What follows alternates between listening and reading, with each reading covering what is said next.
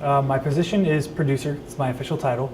As an intern, because it's a small studio, I do lots of things. Within the producer realm, I guess in bigger companies you specialize as a producer, but here it's I do anything from doing support to doing project management, scheduling. Wow, I'm trying to think of more stuff that we do. Work with level design, I do the content, I do management of the programming team, I interface with the artists. Like I could keep going, the list goes on because you have to wear multiple hats at a small company. So the producer role, anything that you can fit in a producer role, I'm doing that.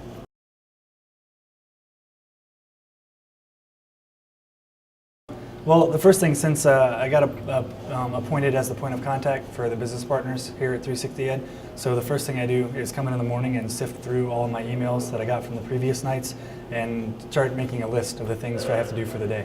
So once that list is made, usually I get started on that, and then we do Scrum here. So we have in the, right before lunch, everybody meets up and we synchronize the team and talk about what we did the previous day, have a little 15-minute meeting.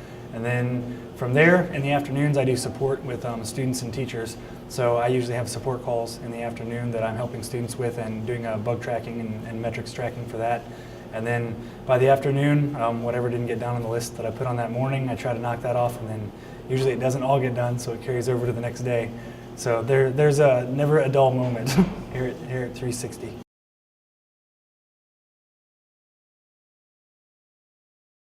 So traditional games, when you think of educational games, most people automatically start tuning out because it's like it's an educational game. The point is to learn, not to have fun.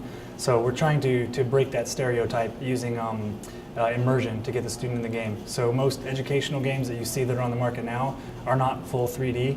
That is one thing we do have over the market. So it's a 3D third-person, like point-and-click action adventure. So if you think of the old days, like the King's Quest and the Space Quest, so point-and-click adventures, that's kind of what we went with.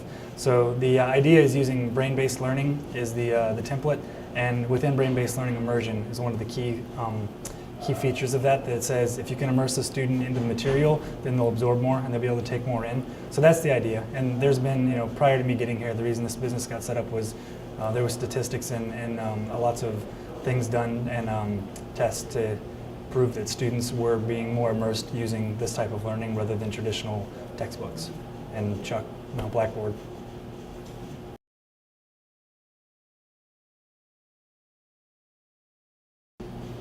I guess one thing coming over from getting out of FIEA was being able to attempt to take what I learned over there and then mold it perfectly to over here, because over at FIEA, one of my roles was as a project manager. So I did things like using agile development, and I was like, okay, this is how the system works, let's put it in place, and then everybody does their job. But over here, when I was asked to do a similar thing with 360 Ed, I tried to put the same mold in place, but a big shocker came was that when you have, I guess, live players and live students, like people actually using the product that is meaningful in a different way, is that FIEA, it's for educational and it's fun to do, but over here it gets a little more serious because students that play this game, if they encounter things or if things come across that are causing issues, it's not just affecting like, oh, I'm not having fun anymore, it's affecting their grade potentially. So when that stuff comes up, you have to stop all the planning and all the things you could have done in advance, which at FIEA, there was no gears or no wrenches thrown in the gears to stop production. And over here, that occurs frequently when I first got over. So I had to make some quick adjustments on how I was thinking about how the entire industry and the business model worked here from when I worked at FIEA. So we had long hours there, but I guess the stress wasn't as high there as it is here because it matters a little more.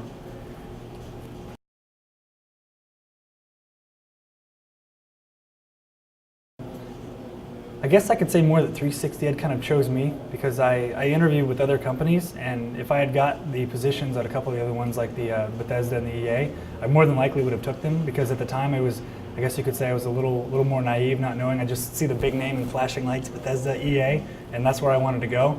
And I did not get those, and I ended up getting the position here at 360 Ed. And then once I settled in and started talking to other people that got positions over there, which they love, but they weren't getting the experiences that I was looking for. Like you just said, I want to start my own studio. That's my goal. So the best way to do that would be to get the experiences that touch every piece of the business to understand how it works and how to run a successful business.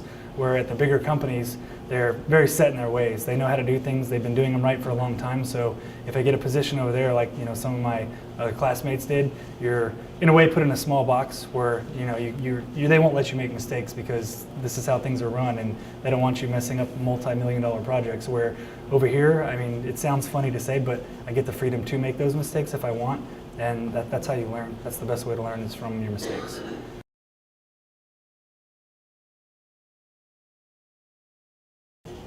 I think the one thing that paid off the most for me at FIEA was making the decision to enroll in both taking my production class, because I was a producer, but also taking the Programming 1 course, like full out. I was the only one that did that. Got in there and took all of the assignments and took the course instead of having the intro programming class. And that carried over with me the rest of my time at FIEA. And then even when it came down to the interviews, one of the things I was able to sell myself with is, yes, I'm a producer, but I have multiple talents, and not just basic level of those talents, but like an intermediate level understanding of programming. So for the rest of my time at FIEA, and even over here, people see that, and then they say, oh, you can talk programming language, so they immediately say, will you help us interface with programmers, because they speak a different language than some people speak, so being able to speak both and translate has helped me out tremendously.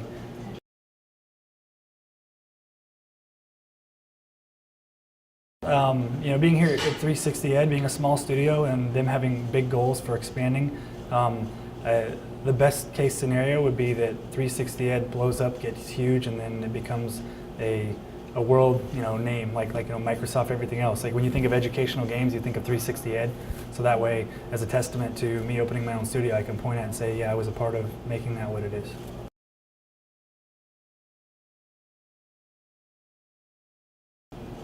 I'm trying to think of advice other than the cliche advice everyone gives, which is like, be persistent, try hard, go for your dreams. I guess by the time you get up to that point, it's all how you treated the past. So once you're already there, you're either ready or you're not. So you'll get out of FIEA what you put into it, and that's the way I looked at it from day one. So really trying to answer that question in a different way is, when you hit the ground running at FIEA, you should have had in the back of the mind the things you wanted to accomplish, and bust your butt while you're there and try to learn like a sponge, taking everything you can from all of the tracks and all the other students there. And then once you get down the road and you're ready to start interviewing, you'll be prepared.